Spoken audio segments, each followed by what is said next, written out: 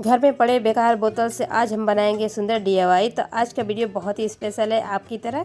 तो चलिए आज का डीआईवाई शुरू करते हैं बिना देर किए हुए। तो वीडियो को पूरा देखिएगा।